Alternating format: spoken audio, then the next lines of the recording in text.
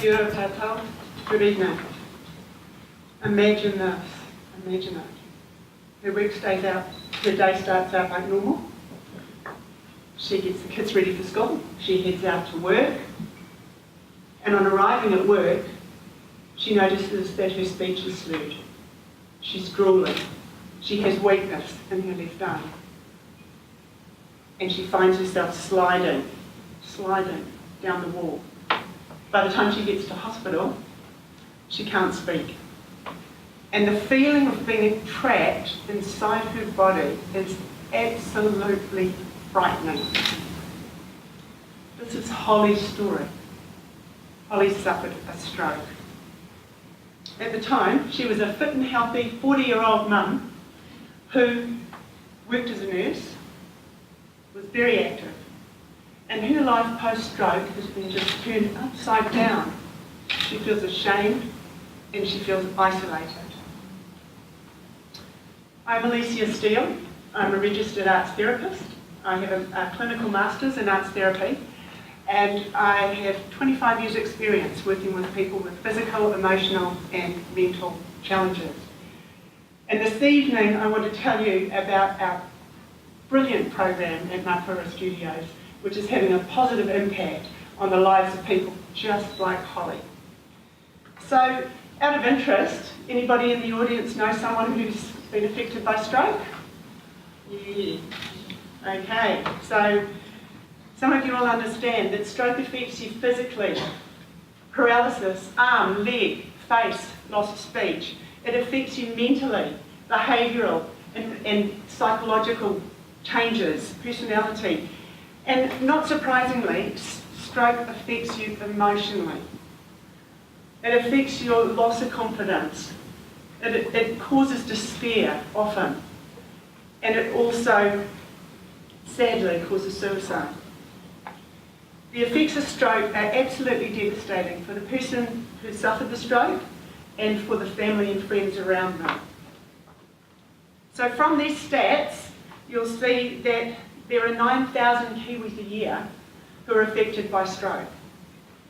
And approximately half of those are affected severely, like Holly. And the problem is that whilst there's physio, speech therapy, occupational therapy, all to help with the consequences, the physical consequences of stroke, there's a huge gap in terms of what's available to surf those emotional consequences. So at Mapura, we've targeted that gap, and we have a unique art program which has got absolutely proven results. So the aim of our program is to help people ride that wave of emotional consequence and build acceptance of new possibilities in life after stroke. So we deliver a 12-week program for 12 people using 3 art therapists and tutors. The program has 12 modules which build on each other, and we use art to explore themes like despair, like grief, like loss, and like acceptance. And what we notice is this helps participants make sense of their situation, and more importantly, art gives them a new language to be able to express what is really, really difficult to articulate. So the effectiveness of our program has been validated, and in 2014 and 2015, Simon Walker from the University of Auckland and the Centre for Brain Research did specific research on our program. Just recently, in fact at the beginning of March, we have been given these significant findings from that research, and it showed that 81% of participants demonstrated a significant improvement in motivation and new sense of self and initiative, and 71% reported an improvement in their quality of life, all post-program. So this research is the first known study in the world to examine the efficacy of group stroke art therapy and using a really rigorous methodology. So our program really helps people re-engage with life, and we know it works, we know it does. So at Mapura we have a plan. We have a plan to grow the scale of this program. Our targets for the next 12 months to increase the number of participants from 12 to 24 per year, and to train 3 art therapy masters interns from Wycliffe College of Arts and Design, and increase the visibility of the program to attract more funding. Our 3-year goal is to deliver the program 4 times a year, and ultimately we'd like to have a national reach. And we'll continue to evaluate our program in conjunction with the Stroke Foundation. So to reach our 2016 target, we need to raise $12,000 per program, and we currently have 2/3 of one program funded. And yeah, it is a high cost per person, but research results speak for themselves. And I guess this quote kind of sums it up. The facilitator used the word acceptance, and our collective breaths were held. We were not up or accepting. So this program is so important to the people and their families who are living with the effect of stroke. And at Mapura we see this firsthand. We've heard some heart-wrenching stories. We've witnessed some amazing, amazing transformations.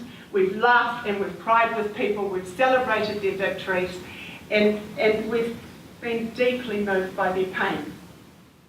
So funding's the key to growing this program, and every $200 pays for the art materials for another person, and every $700 means that one more person can participate. And with that thought in mind, I'd like to leave you with this little piece of insight. After a stroke, little victories take on a much greater significance. A stroke victory can be anything, from climbing the stairs so that you can sleep in your own bed again at night, to, as a man, standing to pee like he used to, or in Holly's case, building that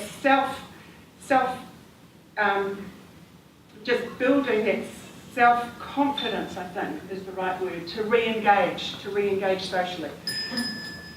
There are other ways to help us too, for example, in-kind PR support to help our program, and I'd like to thank you for the opportunity to present to you tonight.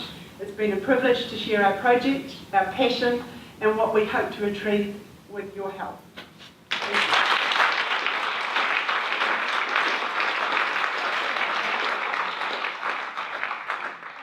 You're going to be joined by... I'm going to be joined, yes, by 3 people for Q&A. Do you want to cheer? Ross, Lyndon and Tonya are going to join me in... How does stroke affect the family? So the question was how does stroke affect the family? Maybe, yeah. Okay, Lyndon is going to answer that.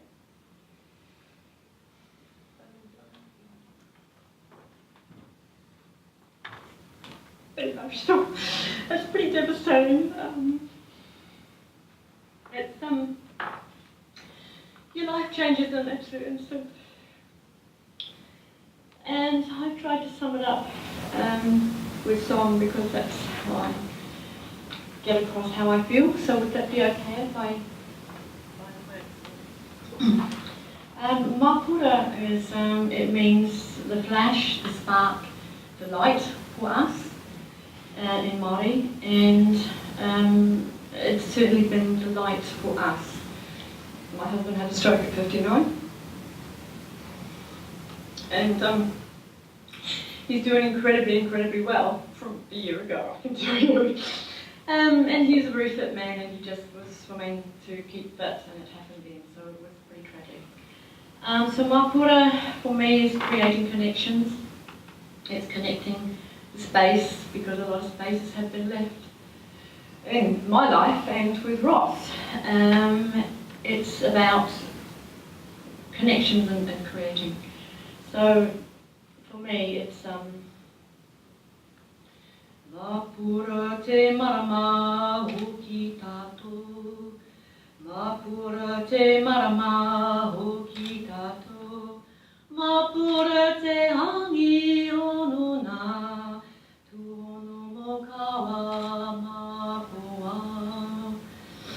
I lost a man that I knew. Excuse me. I lost a man that I loved. I lost him down a tunnel that we never knew existed. It was tough, it was lonely, it was dark, and it was scary. And my existence is now certainly been shifted. There are so many spaces now. A lot of times there's a little bit of nothing, it just is. Where before there was spark and a life where we would coexist. There is so much adjusting, there are so many roles to play, more than just wife. But Mapura, it brings hope and life to our new life. Mapura te malama o ki tātou, Mapura te malama o ki tātou, Mapura te hai ono tātou, tuhono makawa Mapura. It's meant a lot. So.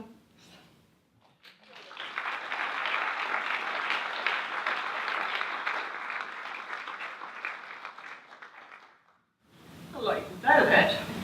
That's extraordinary brave. Thank you very much for sharing. Any other questions? I think what strikes me about that is that you're able to say that Mapura gives you hope, gives people who suffer from stroke and their family members hope. Yeah, which is extraordinary work you do. That's wonderful. Yeah. As a child at school, I used to enjoy drawing and art, which is sometimes my favourite subject. So now it's something that I can actually, I'm doing that I probably should have tried to do years and years ago.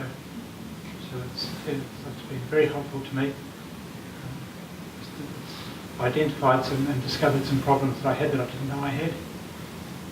Some of the issues with strokes, psychological ones or mental ones, and they identified with the occupational therapist that I had at rehab, identified that I had a condition known as neglect, which meant I couldn't actually identify, I might be able to see, but my brain couldn't identify what was happening on the left-hand side. So she was the one that came and brought me along to Spark, which was the previous organisation for Mapura, and got me involved in that, which was really good. One of the other things that I could have had there, but I didn't get, was they pushed me around the wheelchair, but they were talking about giving us one of the motorised ones, like the young lady came up with, but with neglect. If I went down the hallway in one of those things, I'd probably knock everybody over on the left-hand side. I unfortunately didn't get one. So going around the little corner where I could identify with that. Thanks, Ross. Now, any other questions? Thank you for your passion at by stroke. How did you choose the 12 program? Good question. Thank you. Did everybody hear that?